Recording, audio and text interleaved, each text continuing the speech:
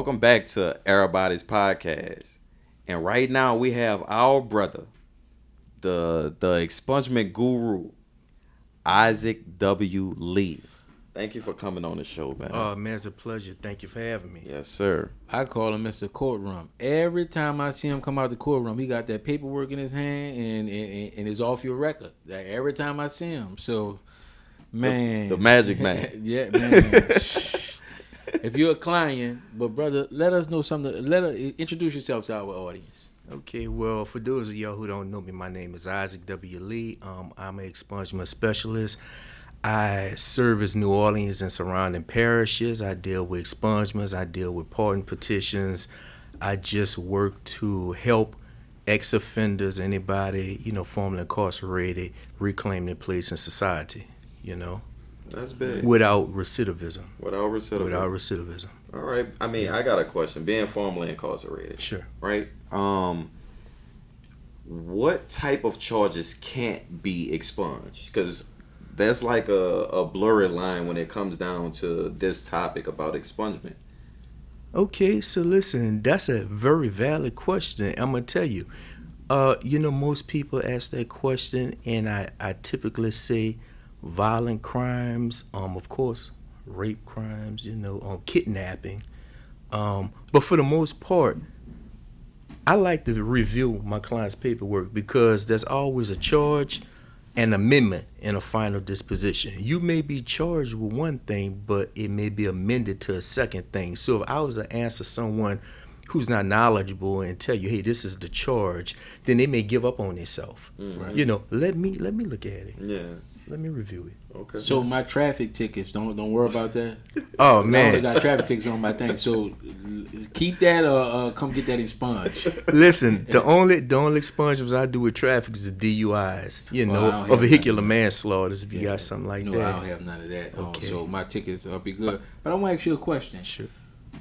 Why get an expungement? All right, let's just say you're 18. You did something. You made a mistake. Life went on. Now you're 38. I already moved on with life. I accepted my charge. I paid my consequences. Why would you think an expungement is good, and why would I need it? Well, I won't tell you why I think. I'm going to tell you why I know. Right, what I like to hear. And I'm going to use real scenarios for you. So I have clients that have one of my clients, he have a charge I got expunged from him, okay? So he had a charge from 1991. One of them was forced entry, armed robbery. The other one was selling distribution of cocaine within the school zone. Since then, he's been reformed, rehabilitated. He's a member of the community that work with the community, a business owner. I've got a barber shop, been established for 20 plus years. And he purchased some Lyft vehicles to do, Lyft. For, like senior citizen Lyft, Yeah. Right. And he could not get a permit because he was a felon. Okay? So I had to take and get that expunged. And it was challenging because, you deal with archived records, you deal with the fact that they are destroyed, lost, damaged. It was so long ago. It was in JP, and JP sheriffs had believed that he was rearrested, whereas he actually was rebooked. So in that scenario, I had to go through getting with the district attorney office and working along with the clerks. The DA took in and rewrote his paperwork to show, specifically where they actually rebooked him during incarceration. That was prevalent because if that fact would have not been established, then he would have had to pay a separate filing fee. Okay. In the first filing fee, I got waived, but they wanted to charge him separately for that. So these things are vital. Now I'll give you another scenario.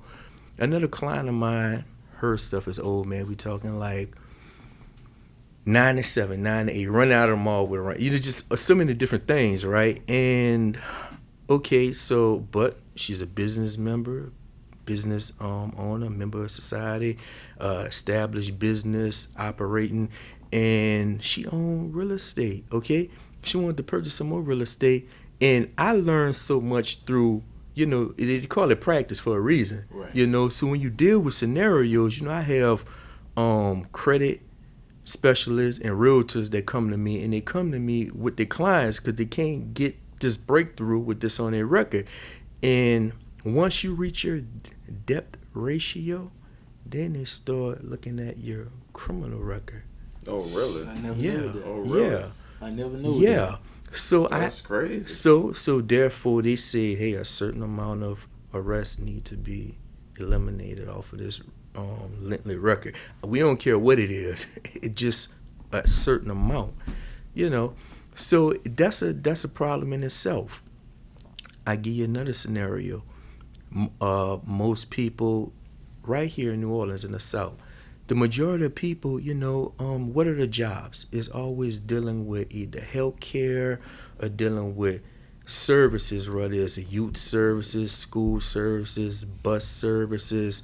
You know, how can you get this if you have anything like involuntary strangulation? If you have something like cruelty to a juvenile, you could have whooped your own child. But the way it read, you know, these things do demonize people. You know, I have one client, and I like giving real case scenarios. One of my clients married her daughter, a teen. And you know, like the old people say, you know, when they say you get mannish. So the father took and disciplined his child, and CPS got involved. So they opened up a case. Of course, they charged the mother and father, but the father actually did the disciplining. Okay, right. And he pled guilty. They went to trial. He pled. The wife was found not guilty, but she worked in the hospital. The disposition is not guilty. But she couldn't return to work in her profession with healthcare because recidivism is the unwillingness to read the disposition. I got two gentlemen next to me. Okay, one gentleman could have simple assault, aggravated battery, involuntary strangulation, cruelty to a juvenile. Either one of them. You just explained my whole situation, bro. And this gentleman could have nothing. Yours, you could either pay. You could been found null prize, refused, dismissed, not guilty. But who is this person gonna let care for their 94-year-old grandmother? Not you. You know, that's what you call recidivism. Yeah. Right. Yeah. So, man, it's just mind blowing how, like, you brought that up. I just thought it was.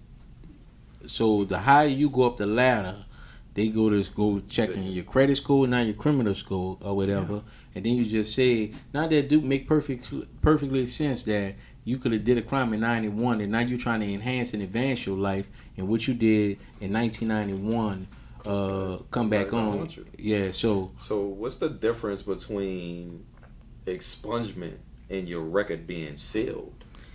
Well, the difference between expungement and sealed is because when it get expunged, it's absorbed off your record. When it's sealed, it's closed to the public. The only ones who could see it, it'll be law enforcement agents, state entities, the medical health board. They can't legally use it against you, but they can see it. So, you know, like say if and I'm gonna switch it around because I don't want you to feel no kind of way. let's say you had something on your record and you was applying for law enforcement, and he was the officer that's interviewing. You know, he would tell you, hey, listen, this is a horrible offense, but, you know, we don't want this on your record, you know, and you should get expunged because, you know, you have to be a certain standard, and they don't want the officer scrutinized. Let's say a separate entity.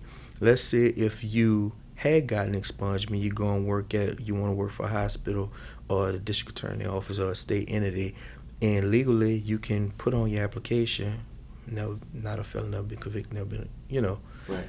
But this man, no, he said right there. So man to man, you look him in the face, you can say, well, listen, I did have a situation, I got an expungement some years ago. Like, oh, well, you know, that's fine, you know, just shows your expungement documents and move forward, you know. But those things are prevalent because the general public don't have knowledge of it, and it's a legal remedy to give you that second chance. How did you get into all this? What was the pathway to this? Because this is not normally, it's not basketball, it's not rap, it's not football. How do you get to this path?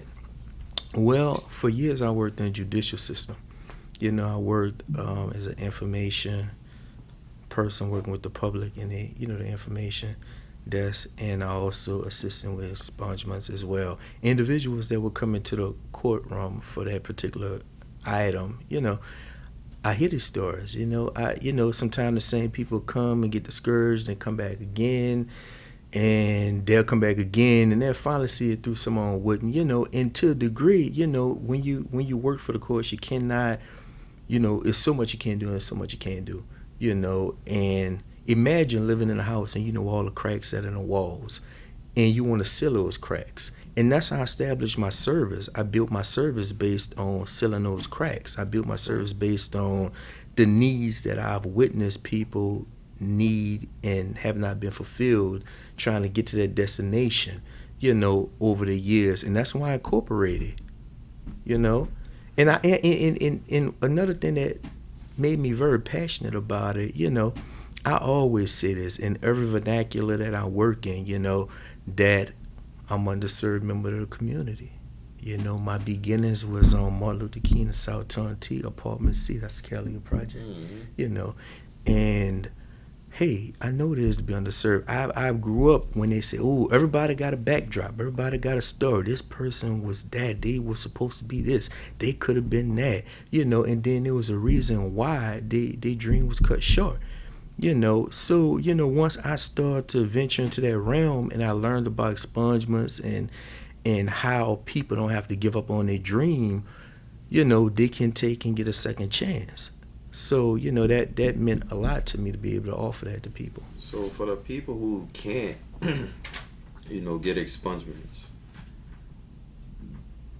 what is an alternative, for those individuals who just feel like they can't come up because it's always something that'll pop up that'll detour an opportunity out of their hands.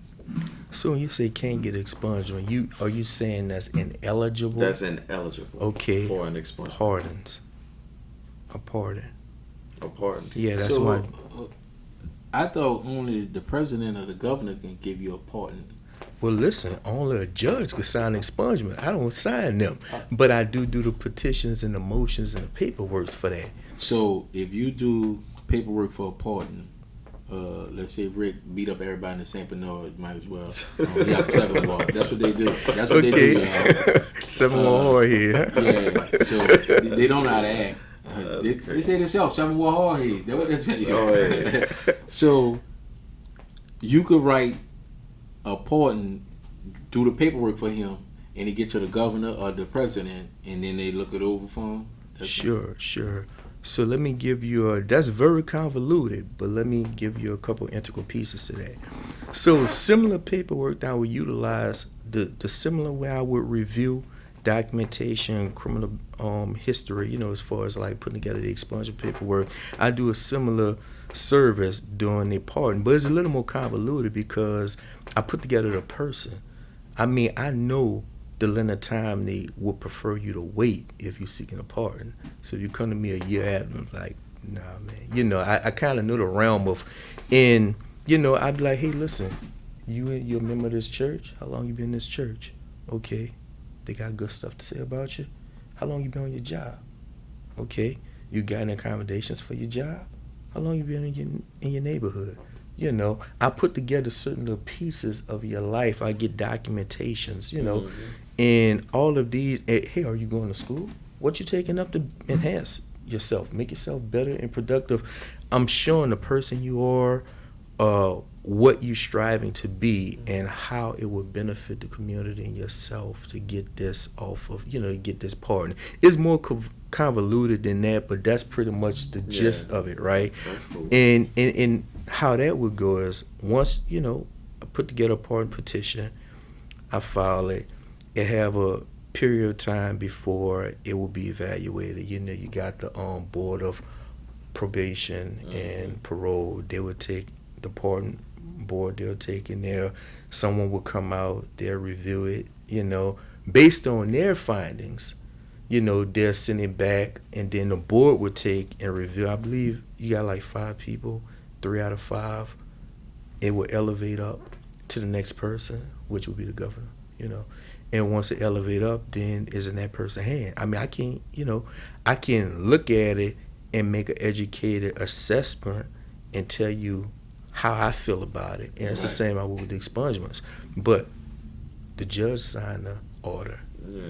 The government signed the order. According to like petitions, is there a certain number a year that like a governor or a president like is awarded to pardon? They can pardon how they feel. I mean, listen, John Bell Edwards on his way out, he pardoned quite a few, you know. But I would tell you this is the part you need to that I neglected to say first time around. When you're doing a pardon, that could take anywhere between 2 years, 18 months, you know, give or take 6 months, you know, with the process that would take. So that time frame, I explain to people, that time frame is like, you know, it's more lengthy. Yeah. You know, and that's like for certain felonies, simple crimes. You know, it can be like 10 months.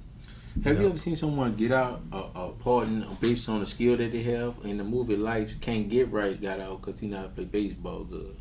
They signed him a pardon. I never seen that. You never seen it? I never seen it. I never dealt with it personally. That's what I want to say. So, but anything possible.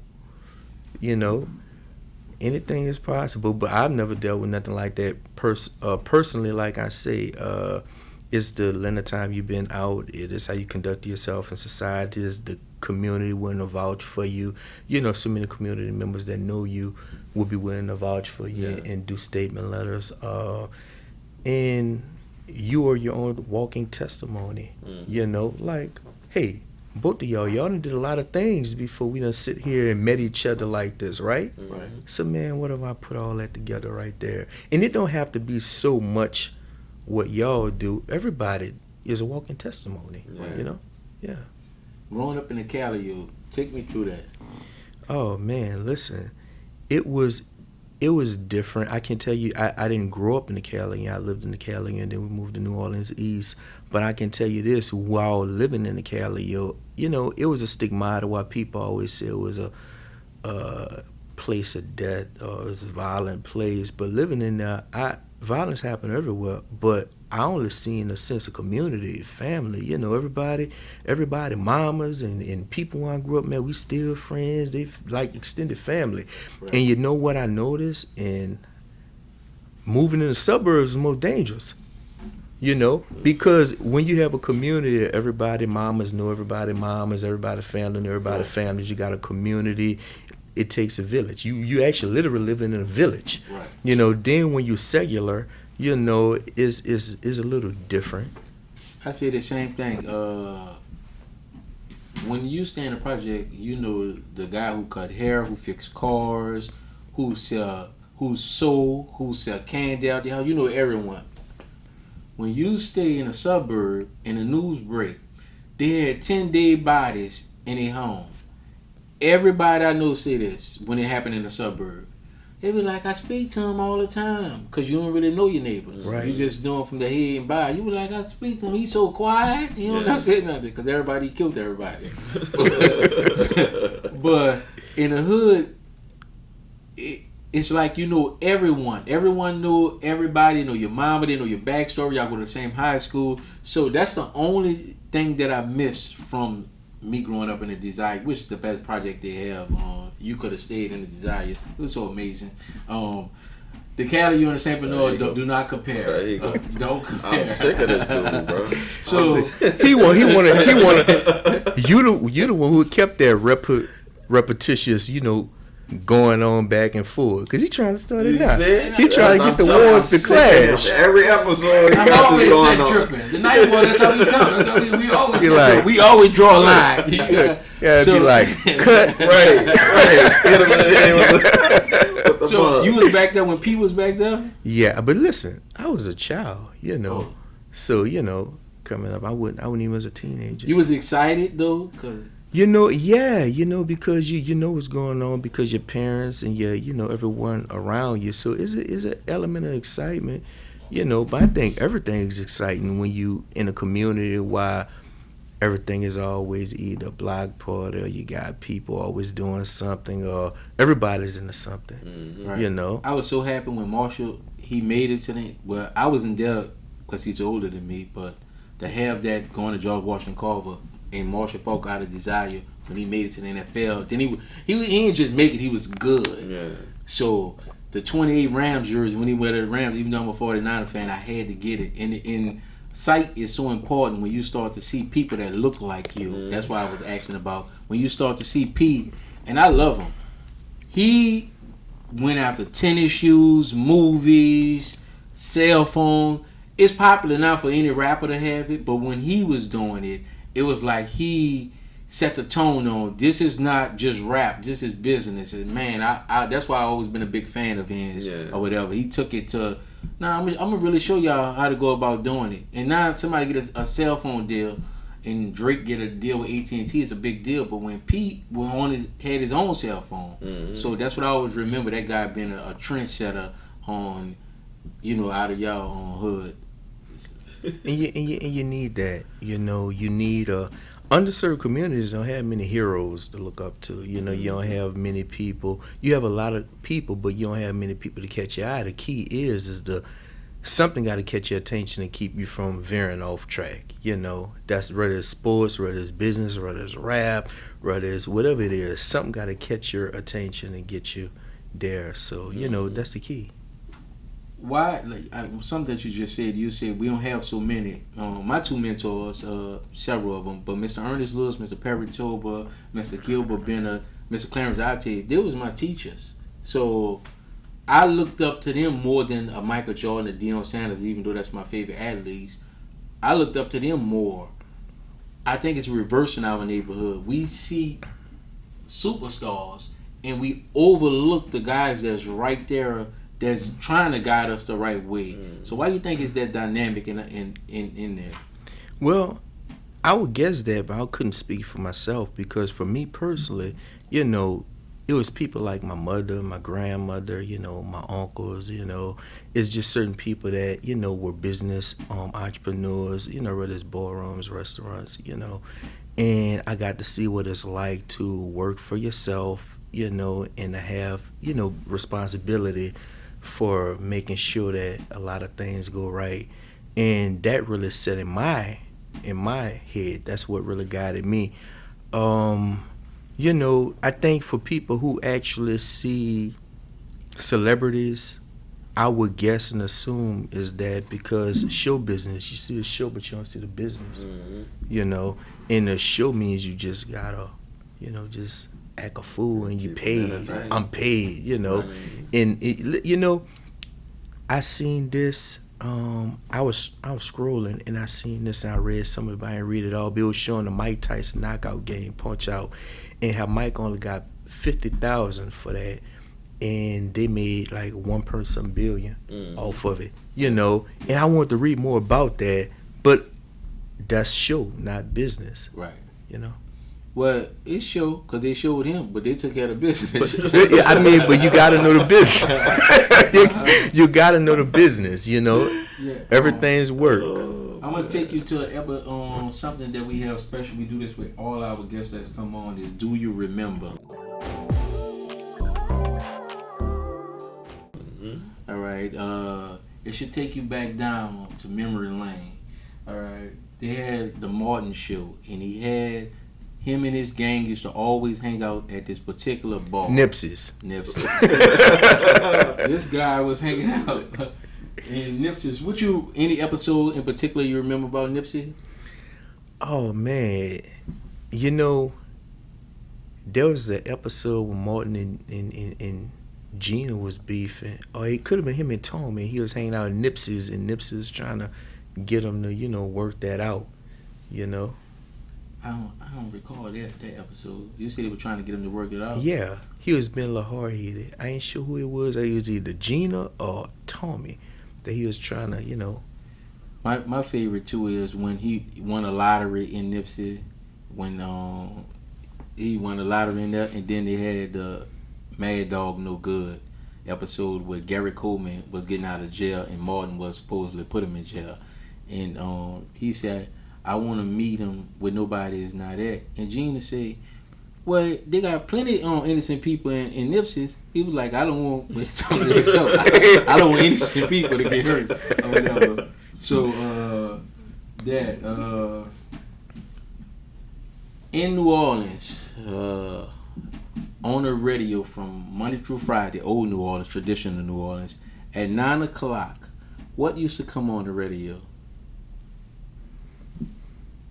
Wild Wayne. What it was? I'm just saying Q93. You know, hey, you, what's your name? You're on the radio with your boy Wild Wayne. I just didn't want to say it. And, you know, I wanted to let it be, but the 9 o'clock props. Yeah. Did you ever wanted to go on there and be? You know what? I enjoyed listening to it so much back then, but nah, I wouldn't want to go on there because I probably been nervous. Man, you know? my one of my close friends' brother is named Desire Slim, and man, I must have worked for 3 months trying to work out my rap. And boy, when Wild Wayne said, "Hey, you, what's your name? You on the radio with your boy Wild Wayne?" I was the fumbling, I just on the fumbling. I had 3 months working on this little rap, man. Man, rapping it. And on the top of your dome, on the top of your head, man, it's not easy. Yeah, see, I ain't want that to happen to me. That is crazy. And last but not least, I've seen you out here with the tradition in New Orleans. We love Popeyes, but do you know where the first Popeyes ever was built, and it was in Louisiana? Okay, so I'm gonna I could be wrong, but the first one that come to my mind would be right there on Martin Luther King. That was close to your house. I don't mean because you couldn't go nowhere else. That was the closest one. That was the first one I went to. You know, but okay. And that one, that was the days when they had the Popeye. The actual Popeye, the seller. Yeah, so, but the first one was in Erabodys, Louisiana. That was the first one. I had no idea. L. Copeland was a true New Orleans businessman. Shout out to L. No matter what they say about you, L, he was a good businessman. He actually owned McKinsey's at the age of 22. He sold that. Now, I don't know if it was show business between him and a black lady. They say he got the recipes from. But once he got the recipes, he was doing business. He did business. I don't know how he was showing for her, but L did that, man. But what can people find you at if they wanted to get your services? Well, you know, I'm centering New Orleans East. You know, I transitioned from, I had an office building right on office right off Reed Boulevard, but I done center from there. I'm trying to find a location within Mid-City because, you know, the East is always out the way for people, and I'm never really in the office. I'm always in courts somewhere in one parish or the other, so, you know, they'll meet me in between. But Mid-City, you know, somewhere like around Broad, around Tulane or South White or somewhere right there, I feel like people could get to me. They might have something here, huh? You know? Yeah, they probably do. I was thinking that when I was coming in the elevator. That'd be good. And we want them to have them close because we can always have them on. Yeah. Now we got a reason to go walk down there. Right. Okay. Yeah, I think they got a few spaces in here, but you know, we want you to engage our audience and let them know, you know, how could they reach you? Social media, phone number, so you can build up the clientele. I understand. So listen, y'all can reach me on Instagram. You know, it's under Expungement Granted. Also, I have the same Facebook business account, which is Expungement Granted. I have a LinkedIn account by the same name, and I have a web page, you know. So I can be reached by that, you know, and I also have a number. Get a people your number. So, listen, I don't know about her. Give me a second. Look. I got 3 phones, so I need to take and I definitely need to take and get it. Well, we'll get back to that. So we'll drop that in the link. So no, I'm gonna say it because listen, you got me pulling out my phone, and now you got me feeling like I can't find it in time. So I found it. Okay, it's 225-462-9262. Okay. And you promise to come back to the show and be a friend to the show.